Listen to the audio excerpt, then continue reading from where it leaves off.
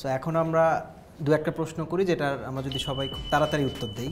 সেটা হচ্ছে আমাদের দেখা গত 2 বছরের মধ্যে বেস্ট বাংলাদেশি কন্টেন্ট। তুহিন ভাই। তাকদীর তাকদীর তাকদীর আমার কাছে।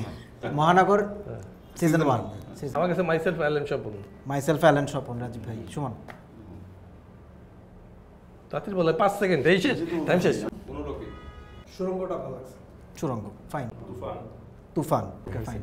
কন্টেম্পোরারি কোন সিনেমাটোগ্রাফারকে আপনাদের ভালো লাগে? লেবুর সুঘ্রাণ আরো বেশি, ত্বকের যত্ন আরো বেশি, চলে আরো বেশি। আপনার পকেটে কি বিদেশি না Bangladeshi? Dickens, Roger Dickens. My favourite Roger Dickens. Ron freaky.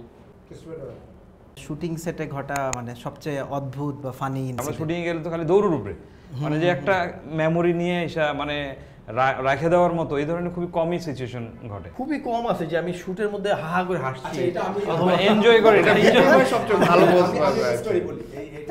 সেটা হচ্ছে গাজীপুরে গেছি একটা প্রোডাকশনের শুটে। সেখানে গিয়ে রেকি করতে গিয়ে বললাম যে এখানে এটা আচ্ছা ঠিক আছে, আমার একটা ঘোড়া লাগবে। ওকে স্যার,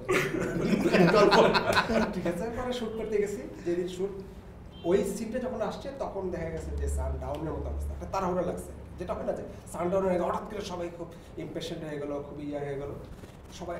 আমি খুব ফ্রাস্ট্রেটেড হয়ে গেলাম যে শটটা নিতে পারলাম না। আমি আচ্ছা ঠিক আছে, আপনাদের এই ঘোড়াটা আসছে? হ্যাঁ হ্যাঁ দেখতেছি। আচ্ছা ঠিক আছে। আমি তো ঠিক আছে, ঘোড়াটা নিয়ে আসুন, আমি এদিকে শটটা নিতে থাকি। কিছুর পর আসছে প্রোডাকশন ম্যানেজার, ও এসে কাছাকাছি হয়ে দাঁড়ায় আছে এবং ওটা ওই প্রোডাকশনের সাথে প্রথম শুট। আচ্ছা মধ্যে ভাইয়া একটা সমস্যা হয়েছে। আমি বললাম যে কী সমস্যা? আমি বুঝে গেছি যে ও ঘোড়া পায় না, মানে ঘোড়া আনে না। তা আমি চিন্তা করছি ঠিক আছে, ট্রাকের উপরে ক্যামেরা উঠাই কিছু একটা করবো আর কি।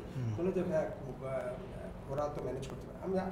আমি শুট করতেছি। আমি বললাম যে আচ্ছা ঠিক আছে, অসুবিধা নেই, আমি দেখতেছি। লেবুর সুঘ্রাণ আরো বেশি, ত্বকের যত্ন আরো বেশি, চলে আরো বেশি। আপনার পকেটে কি বিদেশি না বাংলাদেশি? ভাইয়া কিন্তু করছি ভাইয়া, আমি একটা হাতি জোগাড় করছি। আমি খুব তাড়াহুড়োর মধ্যে, আমি বুঝছি কি বলতেছে হাতি। গাধা হইলো মানা যেত। যে গল্পে হাতি আসলো কই থেকে? টু বি অনেস্ট আমি কিন্তু কনফিউজড হয়ে গেছি। না, আপনি হয়তো স্ক্যাফোল্ডটা বলেন নাই। স্ক্যাফোল্ড আচ্ছা, অডিয়েন্সের এখানে বোঝার ব্যাপার Audience, আছে যে ঘোড়াটা আসলে কি।